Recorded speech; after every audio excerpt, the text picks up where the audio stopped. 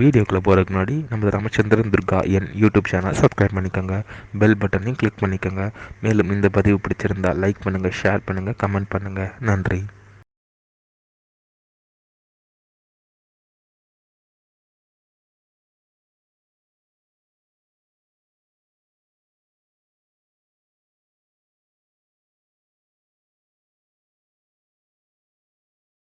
ஸ்ரீகுருப்போ நம. ஹரி ஓம். ஸ்ரீ மகாகணாதிபதியே நம. அனைவருக்கும் முதற்கண் கூடான கூடிய நமஸ்காரங்கள், வணக்கங்கள், வந்தனங்கள். அனைவருக்கும் அன்புகள் அந்த இனிய ஆசீர்வாதங்கள்.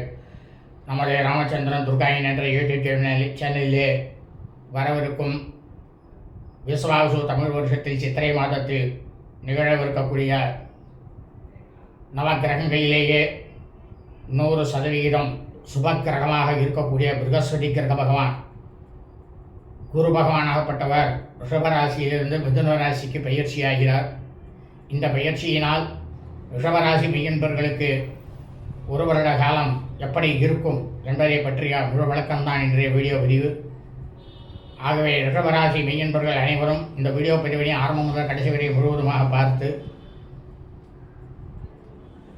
சாட்சாத் பிருகஸ்பதி கிரக பகவான், குரு பகவான், தட்சிணாமூர்த்தி சுவாமியுடைய பரிபூர்ண கிருபா கடாட்சத்தையும் பரிபூர்ண ஆசியையும் பெற்று தாங்கள் அனைவரும் மிக மிக க்ஷேமமாக இருக்க வேண்டுமாய் அன்புடன் கேட்டுக்கொள்கின்றேன். விஸ்வாவசு வருஷம் 5166 தமிழ் வருஷம். ஆங்கில வருஷம் 2025-26. குரு பெயர்ச்சி பலன்கள் 2025-26. நமது சேனலில் இன்றைய பதிவானது வரவிருக்கும் விஸ்வாவசு தமிழ் வருஷம் சித்திரை மாதம் 28/1/5126 நாள் 11/5/2025 ஞாயிற்றுக்கிழமை அன்று பிற்பகல் சரியாக 1:08 நவக்கிரகங்களிலேயே முழுவதுமே 100% சுபக்கிரகமாக இருக்கக்கூடிய பிருகஸ்பதி கிரக பகவான், குரு பகவான் ரிஷபராசியிலிருந்து மிதுன ராசிக்கு பயிற்சியாகிறார். இந்த குரு பகவானாகப்பட்டவர் விஸ்வாவசு வருஷம் தமிழ் வருஷம் சித்திரை மாதம் முதல் பராபவ வருஷம் தமிழ் வருஷம் வைகாசி மாதம் வரை ஒரு வருட காலத்திற்கு இந்த குரு பகவானாகப்பட்டவர் மிதுன ராசியில் தான் சஞ்சாரம் செய்வார். அதாவது அதில் தான் இருப்பார். அதனால் ஒரு வருட காலத்திற்கு இந்த குரு பகவானுடைய மிதுன ராசியில் அமர்ந்து கொள்ளும். குரு பகவானுடைய ரிஷபராசி மெய்யன்பர்களுக்கு உண்டான பலன்கள் பற்றிய முழு விளக்கம்தான் இன்றைய வீடியோ பதிவு. ஆகவே ரிஷபராசி மெய்யன்பர்கள் அனைவரும் இந்த வீடியோ பதிவினை ஆரம்பம் முதல் கடைசி வரை முழுவதுமாக பார்த்து சாட்சாத் ஸ்ரீ பிருகஸ்பதி கிரக பகவான், குரு பகவான், தட்சிணாமூர்த்தி சுவாமியுடைய பரிபூர்ண கிருபா கடாட்சத்தையும் பரிபூர்ண ஆசியையும் பெற்று தாங்கள் மிக மிக மிக மிக க்ஷேமமாகவும் சௌக்கியமாகவும் சகல ஐஸ்வர்யத்துடனும் சந்தோஷமாகவும் இருக்க வேண்டுமாய் அன்புடன் கேட்டுக்கொள்கின்றேன். வாழ்க வளமுடன், நலமுடன், இனிய ஆசீர்வாதங்கள்.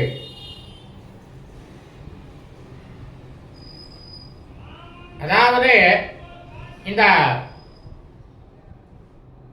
பிருகஸ்பதி, அதாவது நவகிரகங்களிலேயே முழுவதும் 100% சுபக்கிரகங்களாக இருக்கக்கூடிய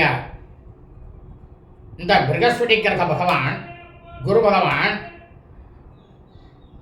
ரிஷபராசி உங்களது ராசியிலிருந்து மிதுன ராசிக்கு விஸ்வாவசு வருஷம் சித்திரை மாதம் 28ஆம் நாள் அன்று சரியாக 23ஆம் நாள் பயிற்சியாகிறார்.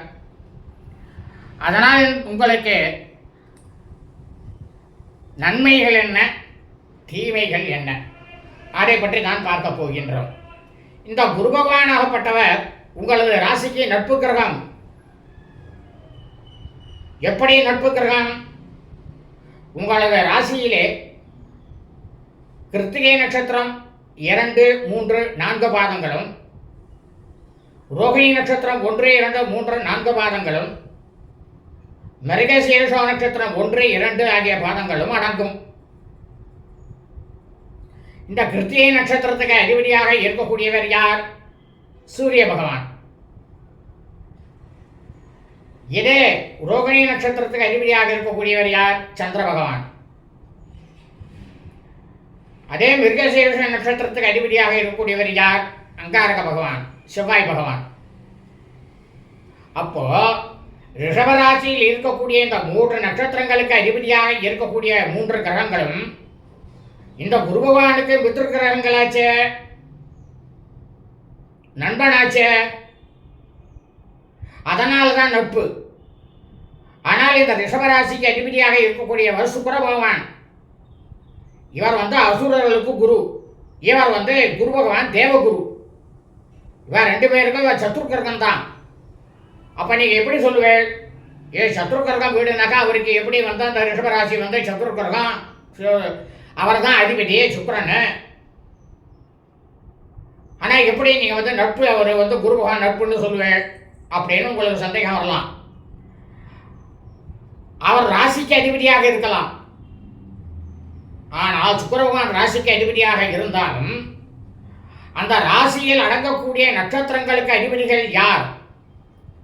அவர் குரு பகவானுக்கு நட்பு கிரகமா அல்லது அந்த குரு பகவானுக்கு சத்ரு கிரகமா அல்லது சமமானவரா? அதை தான் பார்க்கணும் முக்கியமா. அதனால தான் ஒரு நட்பு கிரகம்.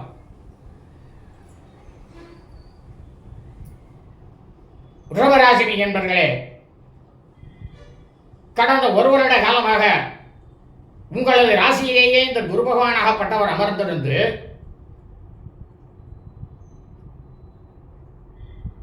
உங்களது ராசிக்கு 9ஆம் இடமாக இருக்கக்கூடிய மகர ராசியை அவர் பார்த்து கொண்டிருந்தார். ஆனால் உங்களது ராசிக்கு கடந்த 2 வருடங்களாக, அதாவது 1.5 வருடங்களாக உங்களது ராசிக்கு 10ஆம் இடமாக இருக்கக்கூடிய கர்மபலஸ்தானத்திலேயே கும்பராசியிலே சனி பகவான் ஆட்சி பலம் பெற்று அந்த இடத்தில் அமர்ந்திருந்தார். மொத்தத்தில் ஒன்றை தெரிந்து கொள்ளுங்கள், எந்த கிரகமாக இருந்தாலும் சரி, அதுவும் குரு பகவானாக இருந்தாலும் சரி, ராகு கேது இருந்தாலும் சரி, சனியாக இருந்தாலும் சரி, யாராக இருந்தாலும் சரி, நமது ராசியில் அமர்ந்து கொள்ளும் பொழுது வியாதியை உண்டு பண்ணுவார்கள்.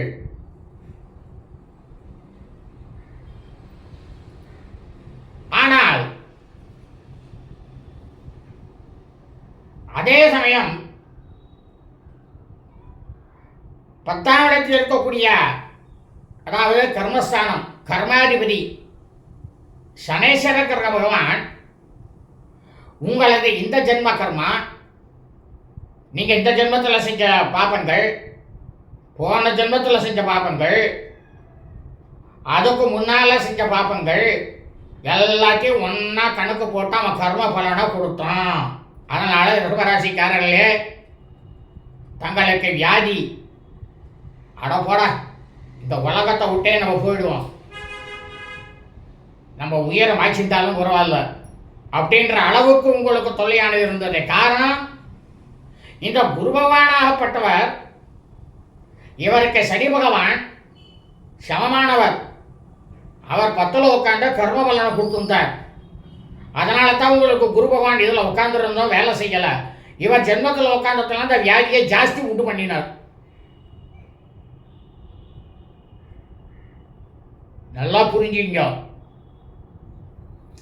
ஆனா இந்த விஸ்வாவசு வருஷம் சித்திரை மாதம் 28ஆம் நாள் இந்த பிரகஸ்பதி கர்பவான் குரு பகவான் ஆகப்பட்டவர் உங்களது ராசியிலிருந்து 2ஆம் இடமாக இருக்கக்கூடிய தனஸ்தானம் குடும்பஸ்தானத்திற்கு செல்கிறார்.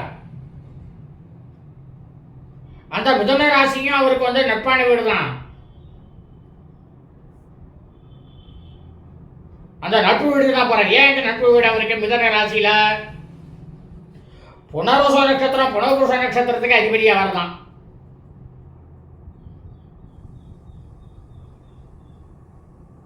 ஆக இந்த குரு பகவானாகப்பட்டவர் மிதுன ராசியில் அமர்ந்து கொண்டு ஒரு வருஷத்துக்கு உங்களுக்கு என்ன செய்ய போறார் அதை தான் பார்க்க போறோம்.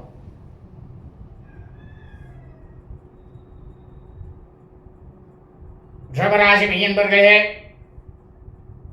உங்களை பிடித்த வியாதியானது குறையும். வியாதியே இருக்காது. மனசு சந்தோஷத்தோடு நன்னா இருப்பேள். யாராவது கணவன் மனைவி பிரிஞ்சிருந்தேன்னாக்கா அவ ஒன்று சேருவேள். தொழிலில்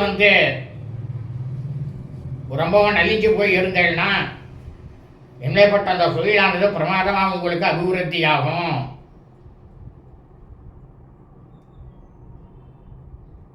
சகல விதமான சந்தோஷங்களும் உங்களுக்கு உண்டாகும்.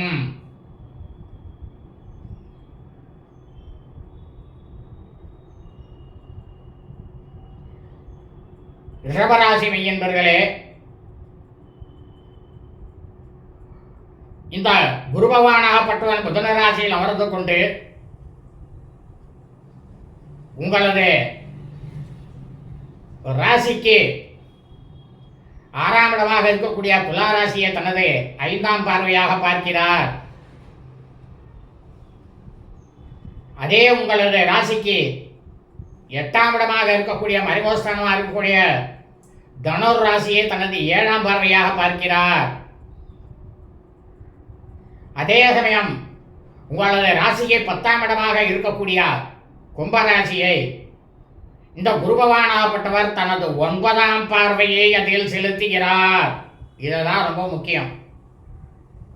ஏன்னா சனீஸ்வர பகவான் இந்த கும்பராசியிலேருந்து இந்த விஸ்வாவசோஷம் ஆசி மாதம் தான் பயிற்சியாரார். அது வரைக்கும் உங்களுக்கு நோயை கொடுப்பாரா? நிச்சயம் கொடுக்க மாட்டார். ஏன்னா குரு பகவான் தன்னுடைய பார்வையை அதில் செலுத்தினார்னா அவருடைய ஆதிக்கம்தான். சனியினுடைய ஆதிக்கம் உங்களை விட்டு போயிடுத்து. நிச்சயமாக 100க்கு 100% சொல்லலாம். ஏன்னா சனி ஆயுள்காரங்க.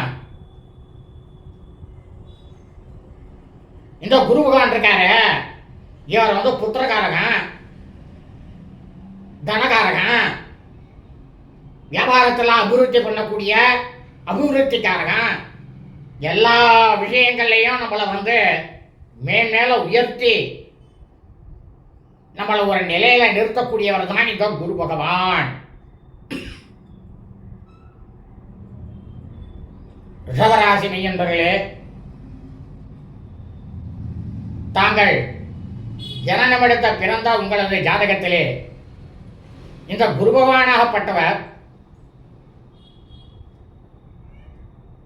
அவருக்கு இருக்கக்கூடிய உங்களது லக்னத்தில் இருந்து, ராசியிலிருந்து அல்ல, லக்னத்தில் இருந்து இந்த குரு பகவானாகப்பட்டவர் ஆட்சி பலமாகவோ அல்லது நட்புக்காரராகவோ அமர்ந்து இருப்பாரே ஆனாலும், அல்லது இந்த குரு பகவானுக்கு பிரியமான அவருடைய சொந்த நட்சத்திரம் புனர்வசு நட்சத்திரம், புனர்பூசம், விசாகா நட்சத்திரம் விசாகம், பூர்வ புரஷ்ட நட்சத்திரம் பூரட்டாதி நட்சத்திரம் ஆகிய நட்சத்திரங்களில் உங்களது ஜாதகத்தில் அமர்ந்திருந்தாலும், அல்லது இவருக்கு மித்ரு கிரகமாக இருக்கக்கூடிய சூரிய பகவான் நட்சத்திரமாக இருக்கக்கூடிய கிருத்திகை, உத்திரம், உத்திராடம் ஆகிய இந்த 3 நட்சத்திரங்களில் இந்த குரு பகவான் அமர்ந்திருந்தாலும், அல்லது சந்திர பகவானுக்கு உரிய நட்சத்திரமாக இருக்கக்கூடிய ரோகிணி, ஹஸ்தம், சிரவண நட்சத்திரம், துருவோண நட்சத்திரம் ஆகிய நட்சத்திரங்களில் இந்த குரு பகவான் அமர்ந்திருந்தாலும், அல்லது அங்காரகன் செவ்வாய் அவருடைய நட்சத்திரமாக இருக்கக்கூடிய மிருகசீரிஷம், சித்திரை, சிரவிஷ்டா நட்சத்திரம், அவிட்ட நட்சத்திரம் ஆகிய இந்த நட்சத்திரங்களில் உங்களது ஜாதகத்தில் இந்த குரு பகவான் அமர்ந்திருந்தாலும், அல்லது இவருடைய மித்திருக்கிரகங்களாக இருக்கக்கூடிய சூரியன், சந்திரன், செவ்வாய், அங்காரகன் இவர்களுடைய சேர்க்கையில் இருந்தாலும் உங்களுக்கு இந்த குரு பயிற்சி மிக மிக மிக மிக அமோகமாக இருக்கும்.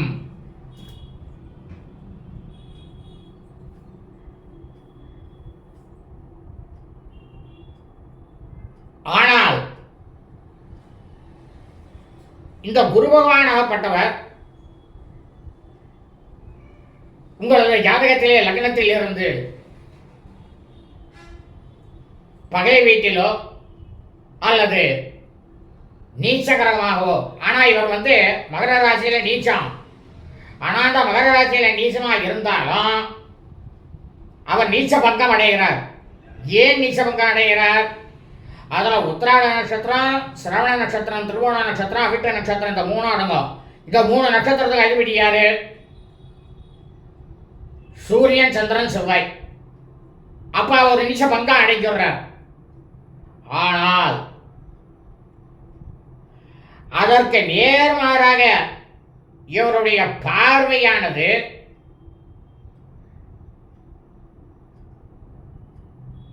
அதே அந்த வீட்டில்,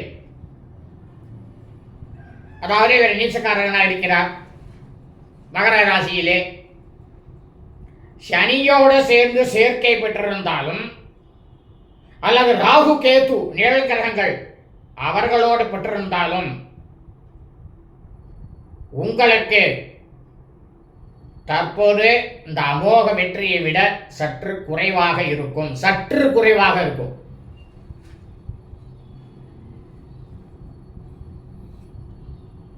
ஆனால் இதே குரு பகவான் உங்களது ஜாதகத்திலே லக்னத்திலிருந்து அவர் 5, அவர் குடியது 5, 7, 9 ஆகிய பார்வை. அதே அந்த 5ஆம் இடம், 7ஆம் இடம், 9ஆம் இடத்தில் அமர்ந்திருந்தாலும் அல்லது அவர் அமர்ந்திருக்கக்கூடிய இடத்திலிருந்து உங்களுடைய ராசியை அவருடைய பார்வையாகப்பட்ட 5, 7, 9 ஆகிய பார்வையாக பெற்றாலும் உங்களுக்கு நல்லதே நடக்கும்.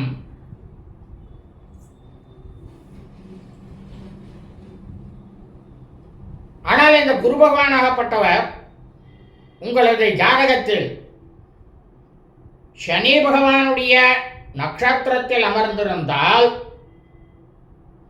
அதாவது சனி பகவானுடைய நட்சத்திரம் என்ன? புஷ்ய நட்சத்திரம், பூச நட்சத்திரம், அனுராதா நட்சத்திரம், அனுஷ நட்சத்திரம், உத்தரப்புரோட்டா நட்சத்திரம், உத்தரட்டாதி நட்சத்திரம், இதில் அமர்ந்திருப்பாரேயானால் குரு பகவானுடைய வேலை தான் செய்யும், சனியுடைய வேலை செய்யாது. ஆனால் சனியுடைய சேர்க்கை பெற்றிருந்தால் இதே குரு பகவான் உங்களது ஜாதகத்தில் அவர் அமர்ந்திருக்கும் இடத்திலிருந்து அவருடைய பார்வை 5, 7, 9 ஆகிய இடங்களில் இந்த சனீஸ்வர கிரக பகவானோ அல்லது நிழல்கிரகங்களாக இருக்கக்கூடிய ராகு, கேது ஆகிய இந்த 2 கிரகங்களும் இருந்தாலும்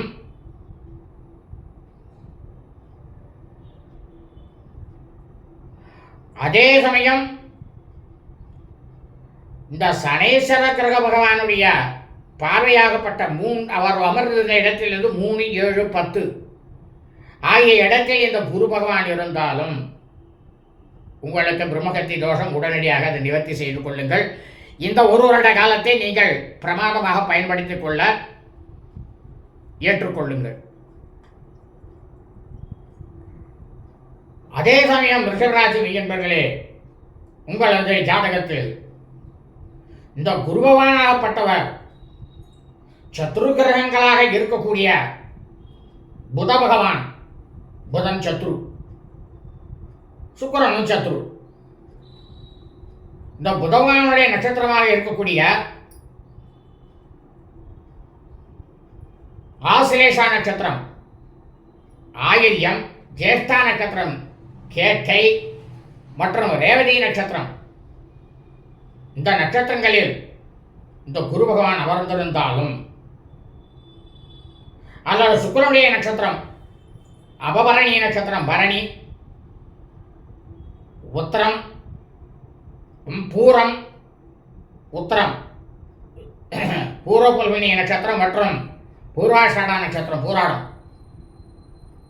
அதாவது பரணி, பூரம், பூராடம் இந்த நட்சத்திரங்களில் இந்த குரு பகவான் அமர்ந்திருந்தாலும் இந்த குரு பயிற்சியானது உங்களுக்கு சற்று ஒரு 20% கம்மியாக தான் இருக்கும். 80% பிரமாதமான லாபம் கிடைக்கும்.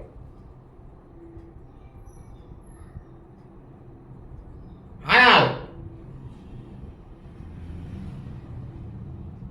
ரிஷபராசி மெய்யன்பர்களே, உங்களது ஜாதகத்தில் தற்போது உங்களுக்கு நடக்கக்கூடிய தசாபுத்தி என்ன என்று பார்த்துக் கொள்ளுங்கள். இதுதான் மிக மிக முக்கியம். இந்த தசாபுத்தியானது உங்களுக்கு சூரிய கிரக தசை, சூரியன், சந்திரன், செவ்வாய், குரு ஆகியோர்களது தசா நடக்குமே ஆனால் கண்டிப்பாக இந்த குரு பெயர்ச்சி உங்களுக்கு இரட்டிப்பு லாபத்தை கொடுக்கும், சந்தேகம் இல்லை.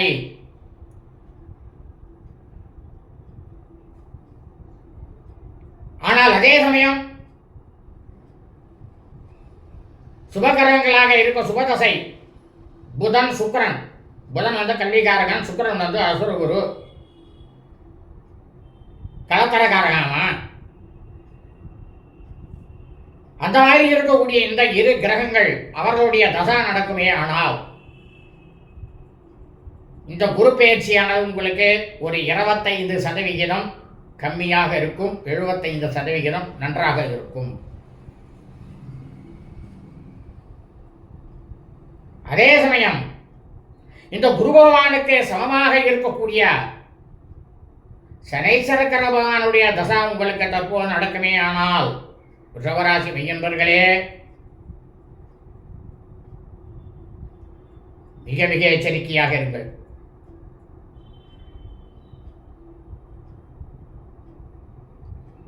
ஆனால் அதே சமயம் நவக்கிரகங்களிலேயே முழுவதும் பாப்பி கிரகமாக இருக்கக்கூடிய நிழல் கிரகங்களாக இருக்கக்கூடிய ராகு பகவான், கேது பகவானுடைய தசா தங்களுக்கு நடக்குமே ஆனால்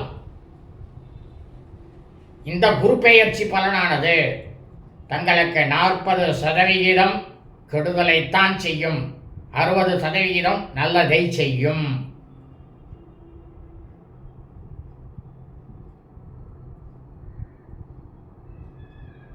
ஆகவே ரிஷபராசி மெய்யன்பர்களே, இந்த ஒரு வருட காலத்திற்கு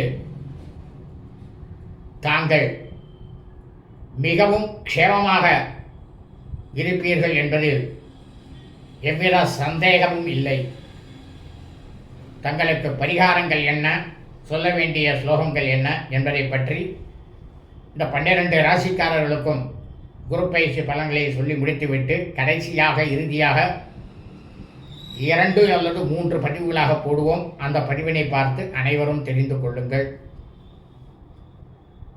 லோகா சமஸ்தா ஸ்கினோ பவந்து. சுபம் அஸ்து. ததாஸ்து.